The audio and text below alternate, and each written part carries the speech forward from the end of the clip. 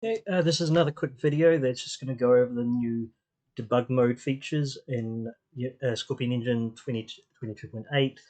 So this expands upon and replaces the breakpoints that were discussed in the in previous video. Basically, so what we've got here is we've got this new debug mode feature. If you're doing general testing, or especially if you want to create a release for the public, you'll want this turned off. Having debug mode on will slow down the game quite considerably, especially if your game uses a lot of code blocks logic. It also increases the amount of RAM used and the amount of storage space used, so don't have it turned on unless you really need to dig into some bugs. So I'll go over how we actually use this debug mode. So what I'm going to do is I'm going to go to our first code block in the game, and I'm going to say, well, I want to put a breakpoint here. So what that means is that the game is going to stop when it gets to this point, and then I can either resume or I can step through it line by line. So that's the first thing. The second thing is what we've got here. The W is for watch, so that these variables that we're interested in keeping an eye on when we're debugging. So say we're having some bugs with coins, so we're getting too many coins or we're not getting enough coins. It just doesn't seem to be, that value doesn't seem to be working as we expect it to. So what I'm going to do is I'm going to click that there so that I watch that. So I've got one watch point and I've got one breakpoint, and I've got debug mode turned on. I've also added a bit of fast RAM just because it's going to slow down the game a bit with the with that overhead. And the other thing I want to mention is there is an included code block called debug breakpoint, which just has that breakpoint ticked there. So at any time using the D key on the keyboard, I can make the game freeze, and then I can step through the next code block to be activated. And again, these breakpoints and these watch variables, they only have an effect if we've got debug mode ticked. If we have debug mode unticked, then they don't do anything at all. Okay, so let's debug our game.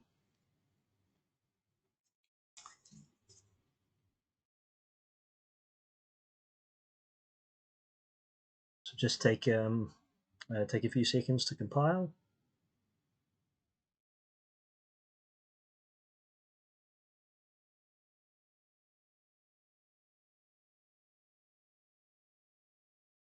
Okay, so the first thing we get is we've got this warning to say it's running in debug mode, so that will and it'll essentially make sure that you won't accidentally release a game to the public that has debug mode turned on. So I'm going to hit fire to resume. And so we got to our first line of our startup code block. So yeah, what we've got there is code block startup line 1, and then what that line does. It says coin 0 because we said, well, we want to keep an eye on that variable with the watch trigger. So what I'm going to do now is I can push fire to resume the game, but instead of that, I'm going to push down. So what that will do is that will go to the next line. So we can see it says line 2 of startup code block. Then it's actually gone across to load panel. So that's in one of the included code blocks.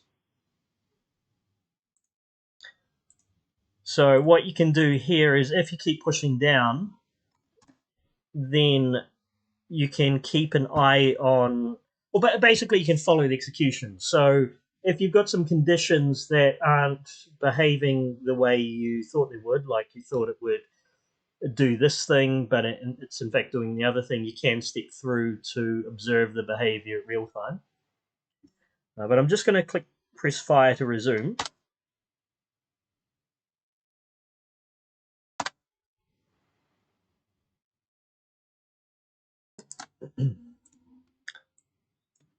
Down.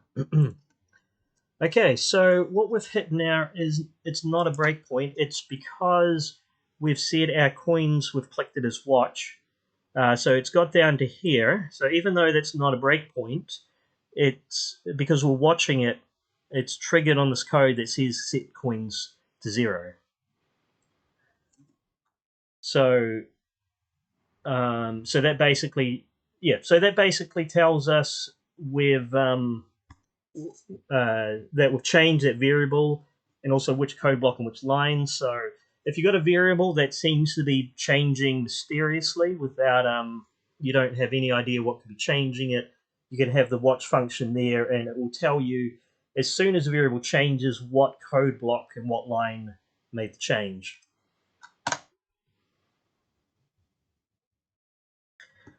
So I'll go into the game, and I know if I hit that very first block, it's going to give me another coin, so I'm just going to hit there. So it's triggered that again. We've got this code block add coin, and that sets coins to coins plus 1. Note that it says coins are still 0 because this runs before... it breaks execution before the code actually runs. So if I push down to go to the next line, you see coins is now 1. So that that function, well, that did what we expected it to do. So it changed it from 0 to 1. So we're going to continue playing. Now what I'm going to do is I'm going to do my manual code block trigger, which is push D. So it's hit my debug breakpoint. What I'm going to do is I'm going to push down for the next line. Now you notice it's returned to the game, and that's because there's no code blocks running at the moment. Not yet. But if I run into that enemy, for example, then it's resumed from... because a code block is now started, it then pauses the game again, and then so it says, okay, player hits monster is what's running right now, and I can step through it. So it says if player bar 1 is not 0, then okay, so skip from line 1 to 4, so we know that this line didn't execute. So it's going to go through that. And yeah, that's all there is in the debug mode feature at the moment. It doesn't have all of the features you would expect in a debug mode, like the ability to do expressions at real time or step out of functions, things like that. But hopefully this will be a good starting point that could help you resolve a lot of these weird issues where you've got complicated code and you're not quite sure why it's not flowing through it how you expect.